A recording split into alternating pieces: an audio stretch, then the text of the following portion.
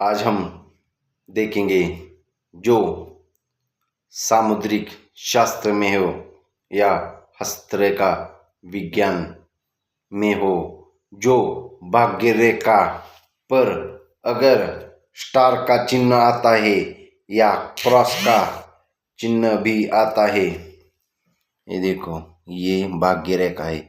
यहाँ पे अगर ऐसा चिन्ह हो, स्टार का चिन्ह हो, तो वह व्यक्ति धनवान होता है। और कोई भी ऐसा व्यक्ति के हाथ में हो तो व्यक्ति ऐसा संभव होता है कि दुर्घटना का योग भी बना लेता है। और सबसे घातक जो दुर्घटना होती है उसके लिए और 2-3 रेखाएं देखनी पड़ती है। धन्यवाद।